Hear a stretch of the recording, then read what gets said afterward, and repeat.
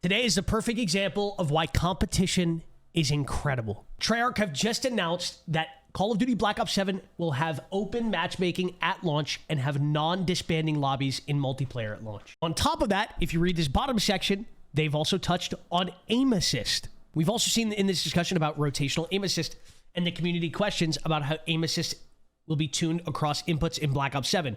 It's a priority of ours to have a fair and competitive balance across all input devices at launch, and we'll be sharing more about changes coming to aim assist on controllers ahead of the launch. I honestly thought that it was too far gone. I thought we were in the era of this just never, ever, ever changing ever again, catering to making the game a participation medal for anyone that plays it instead of that classic Call of Duty feel.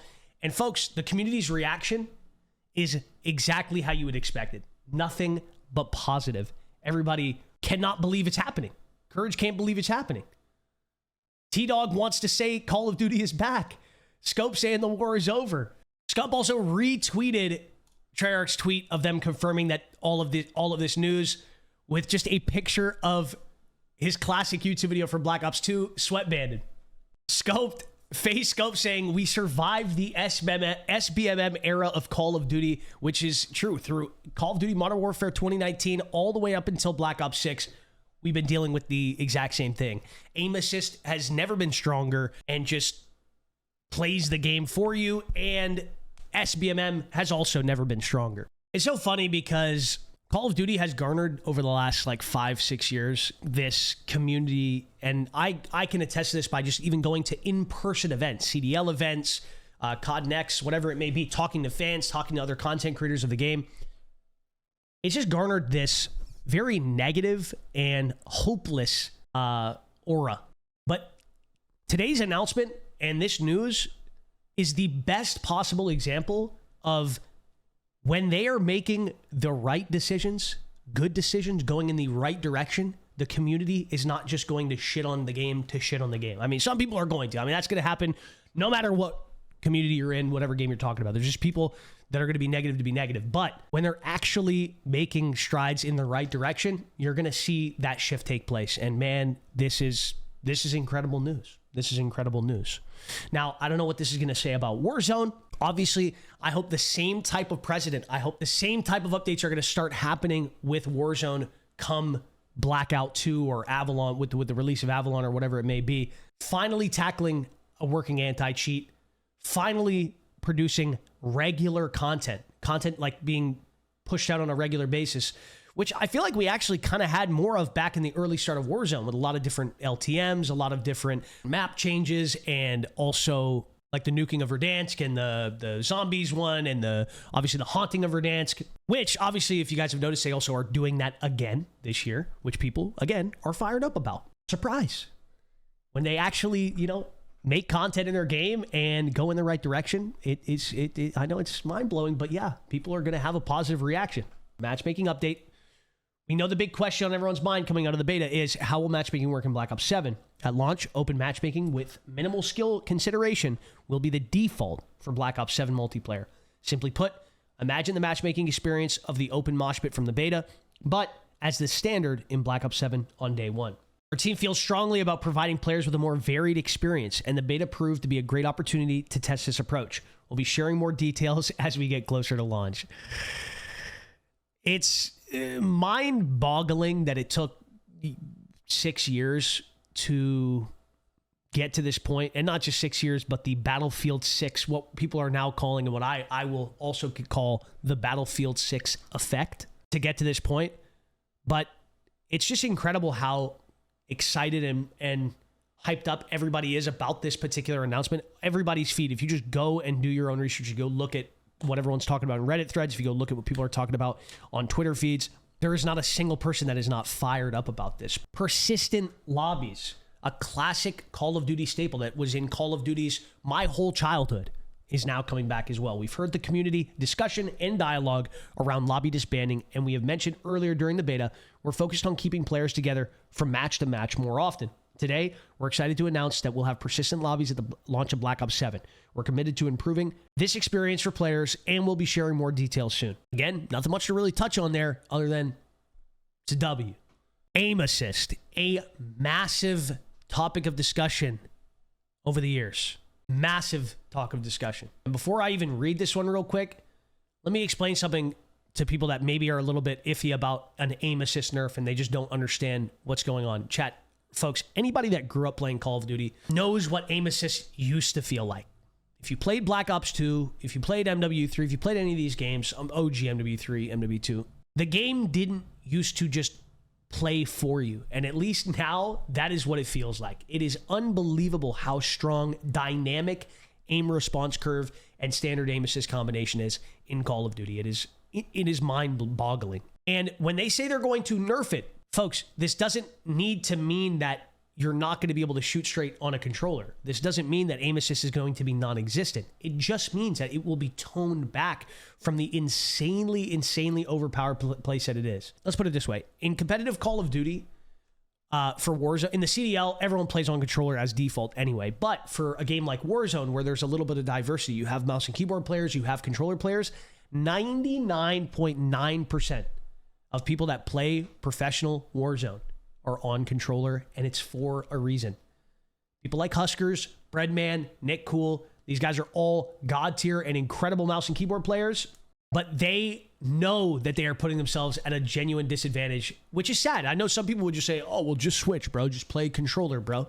It's a kind of a shit take when what you should be doing is blaming the actual company for not creating an environment where both can thrive, because it's definitely very possible. Look at Battlefield 6 beta. I was popping off on controller. Mouse and keyboard's also god tier on that game. You could kind of pick up whichever one and you could go to work. It feels very one-sided on Call of Duty, and it's been that way for years. So on the aim assist front, we've also seen the discussion about rotational aim assist and the community questions about how aim assist will be tuned across inputs in Black Ops 7. It's a priority of ours to have a fair and competitive balance across all input devices at launch, and we'll be sharing more about changes to aim assist on controller ahead of launch. Massive W yet again. The Battlefield 6 effect. Ricochet anti-cheat. Or as I call it, Ricochet. Because it has been for a long time.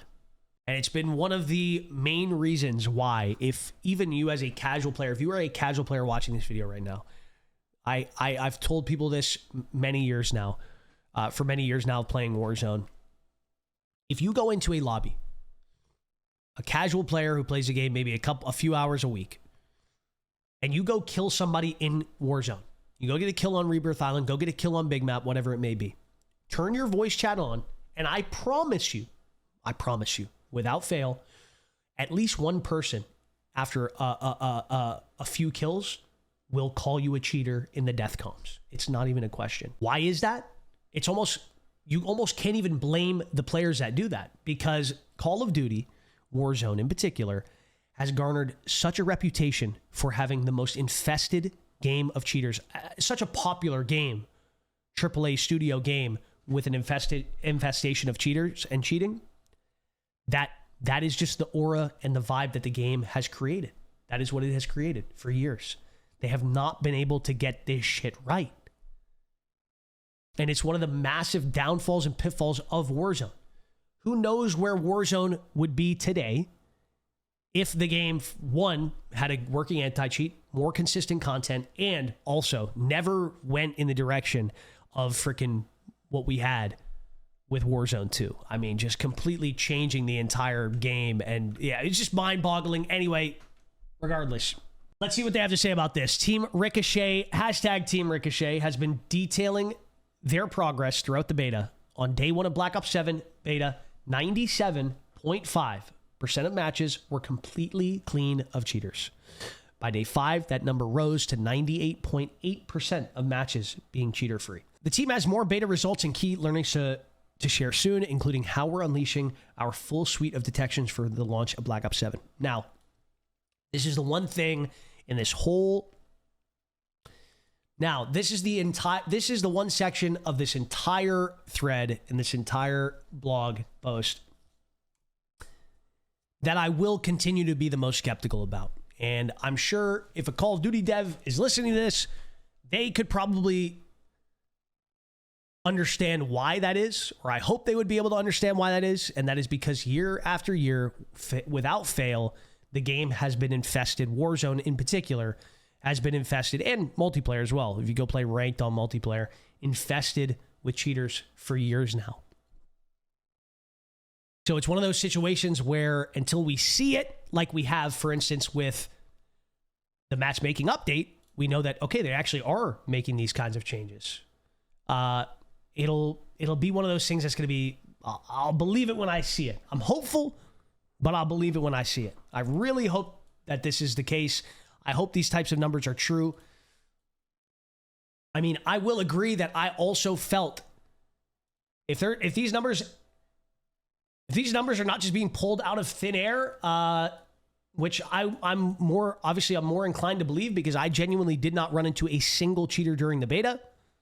I'm hopeful that this will continue into the future of COD and with Avalon and Warzone in the future. And looking ahead, the purpose of the beta is to test, collect player data, and gather feedback from all of you in real time.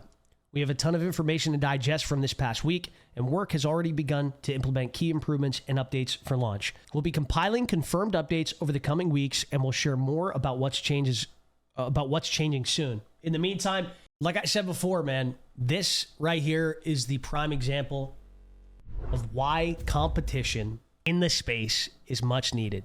I don't think Warzone has had a BR, like a military-style BR competitor in a long time. And now we are seeing the BF6 effect.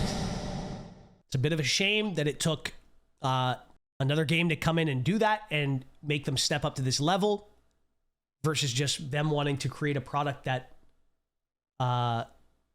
is God tier for the fans of their game that love their game so very much. But beggars can't be choosers, I guess, in this situation. I'd love to just see COD thriving. I'd love to see Battlefield thriving. I'd love to see all games this year just thriving and stepping it up to a level that Battlefield 6 is showing with all of their hype and everything behind the game and how good it felt with beta, how good Black Ops 7 is now feeling with the beta. I am hopeful for the year of shooter games. We'll just have to wait and see. But folks, that's it for today's video. Thank you for tuning in. I'll see you in the next one.